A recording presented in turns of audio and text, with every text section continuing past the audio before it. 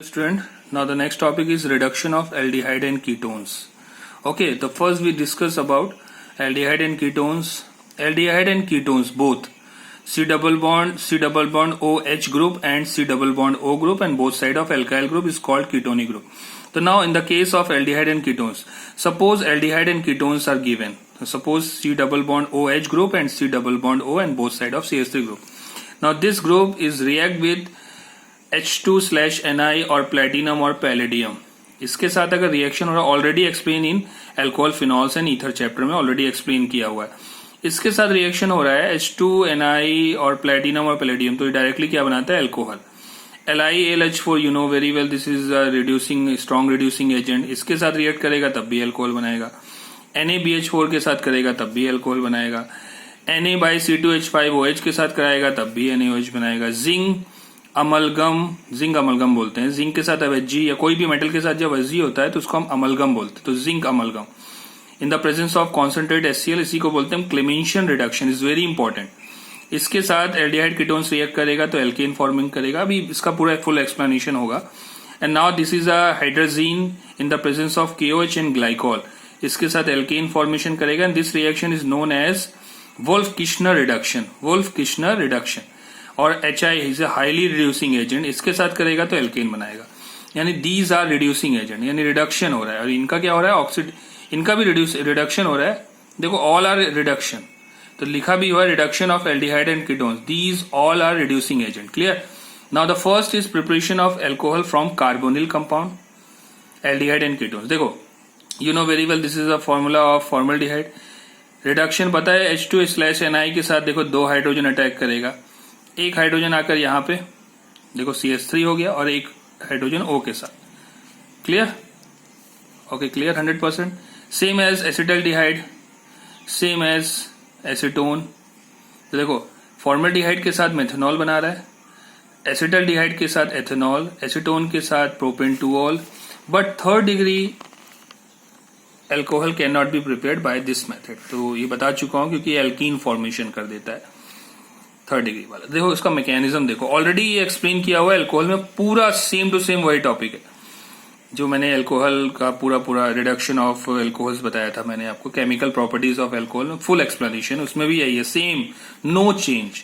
तो देखो सबसे पहले जो H2Ni है, जो पहला रिएक्शन है, इसका कैसे मैकेनिज्म होता है और अल्कोहल का फॉर्मेशन होता है. देखो H2/Ni और प्लेटिनम और पैलेडियम गिवन है, तो इसमें टेम्परेचर कितना यूज होता है 200 और फ्री रेडिकल मैकेनिज्म है. देखो इन दोनों के बीच में क्या हो रहा है, होमोलिटिक फ्यूजन. तो एक ऑक्सीजन के पास फ्री रेडिकल, एक कार्बन के पास.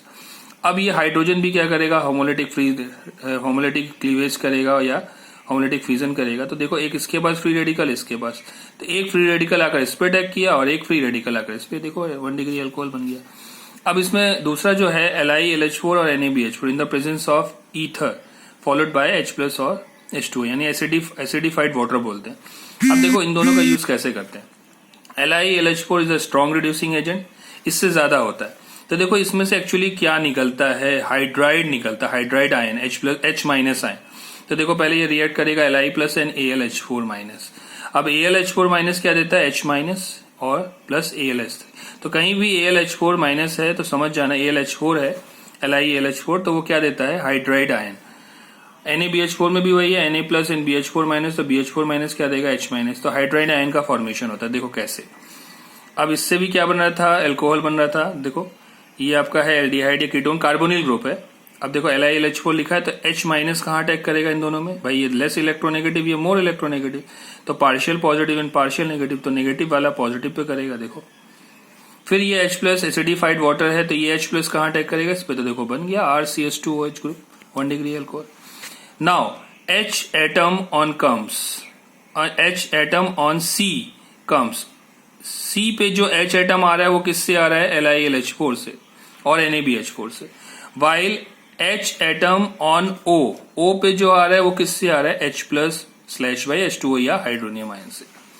क्लियर. तो देखो अब क्या है, अब इससे क्या आ रहा था H-, वो कहां पे आ रहा था, इस पे. तो देखो इससे H- आके इस पे अटैक किया और D3O से क्या निकलेगा, देखो ना H3O+ या D2O, D+ की प्रेजेंस में D3O+ बनेगा. वही चीज है, बस H2O+ की जगह पर क्या है, ये देखो इसको हम क्या लिख सकते हैं, 3O plus charge hydronium ion लिख सकते हैं।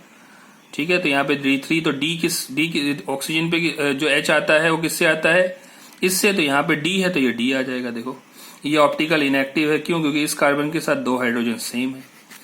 अब देखो NaBD4, तो इससे क्या निकलेगा, D माइनस निकलेगा, वो कहाँ अटैक होगा, इस पे, और इससे क्या निकलेगा H प्लस, वो अटैक होगा इस पे। तो ऑप्टिकल इनएक्टिव ये भी है, क्यों, क्योंकि देखो इस कार्बन के साथ 2 CH3 ग्रुप सेम है। And LiH4 is the strongest reducing agent than NaBH4। बहुत ज्यादा एक्सपेंसिव भी होता है। देखो कैसे, LiH4 इज मोर कॉस्टली। तो अब दोनों में स्ट्रॉन्ग क्यों है और ये क्यों बहुत ज्यादा अच्छा माना जाता है LiLH4 को, देखो दोनों ही H माइनस आयन दे रहे हैं। अब Al is a greater in size than B, भाई सिंपली है, Al का एटॉमिक नंबर होता है 13 और बोरॉन का होता है कितना, 5। तो डेफिनेटली इनके बीच में जो बॉन्ड होगा, बॉन्ड लेंथ होगा, वो क्या होगा, ग्रेटर होगा। अब बॉन्ड लेंथ ग्रेटर होगा तो वो इजिली ब्रेक होगा, तो ये जल्दी इनके बॉन्ड ब्रेक होकर ये H माइनस इजिली दे पाएगा, जबकि इसको तोड़ने में टाइम लगेगा। क्लियर। तो देखो अब यहाँ पर 3 है, ये ऑलरेडी एक्सप्लेन किया है अल्कोहल, फिनॉल्स एंड ईथर्स में, मैं फिर बोल रहा हूँ। तो देखो यहाँ पर है कीटोनिक ग्रुप और एक डबल बॉन्ड है। ये hydrogen in the presence of निकल, प्लेटिनम और पैलेडियम, ये दोनों को क्या करता है, रिड्यूस कर देता है। तो देखो यहाँ भी हाइड्रोजन आ रहा है, यहाँ भी हाइड्रोजन आ रहा है, और यहाँ पर भी एक हाइड्रोजन, यहाँ पर भी एक हाइड्रोजन। देखो लेकिन LiLH4 और NaBH4 डबल बॉन्ड को रिड्यूस नहीं कर पाता। देखो सिर्फ ये किसको करेगा, एल्डिहाइड को अल्कोहल में कन्वर्ट कर देगा। लेकिन देखो यहाँ लिखा भी हुआ है, हाइड्रोजन स्लैश Ni और प्लेटिनम और palladium reduces carbon carbon double bond as well as carbon double bond हो, बट LiLH4 और NaBH4 can not reduce carbon carbon double bond. लेकिन एक्सेप्शन ये भी बताया मैंने already, only in the case अगर इसके डबल बॉन्ड के इधर साइड पे अगर कोई फिनाइल ग्रुप होता, देखो is attached to carbon carbon double bond, then LiLH4 NaBH4 reduces दोनों को, तब इसको भी रिड्यूस कर सकता था, इसको भी। एग्जाम्पल देखो कार्बन कार्बन डबल बॉन्ड के सामने एक फिनाइल ग्रुप है। अब इन दोनों में से कोई भी आप कैटलिस्ट यूज करो या रिड्यूसिंग एजेंट यूज करो, तो देखो ये इसको भी रिड्यूस कर दे रहा है और इसको तो कर ही रहा था। क्लियर।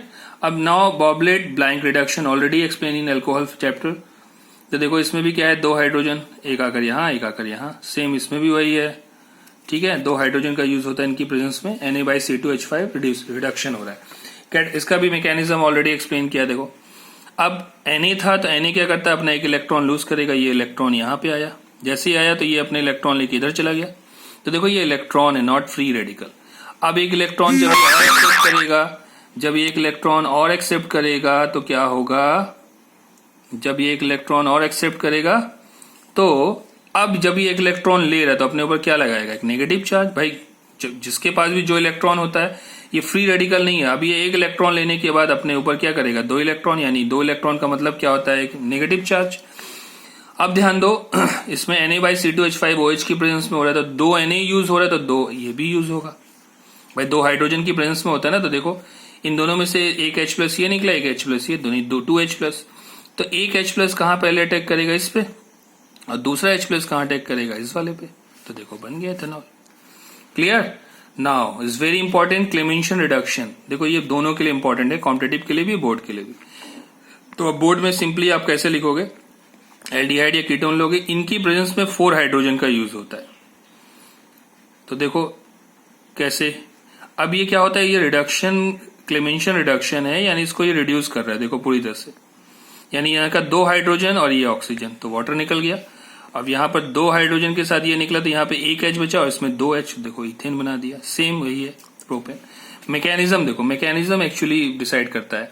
तो देखो जिंक और किसके साथ हो रहा है, 4 हाइड्रोजन यूज हो रहा है। तो देखो जिंक के पास क्या है, पता है ये 2 इलेक्ट्रॉन होते हैं आउटर मोस्ट शेल में। अब भाई ये 2 इलेक्ट्रॉन यानी एक न्यूक्लियोफाइल की तरह वर्क कर रहा है। तो देखो इन दोनों में मोर इलेक्ट्रोनेगेटिव है ऑक्सीजन, तो ऑक्सीजन के ऊपर पार्शियल नेगेटिव, कार्बन के ऊपर पार्शियल पॉजिटिव। अगर ये इलेक्ट्रॉन लेके निकला तो इसको इलेक्ट्रॉन की रिक्वायरमेंट जो Zn ने पूरी की। अब Zn अपने 2 इलेक्ट्रॉन दे रहा है, तो इसके ऊपर नेगेटिव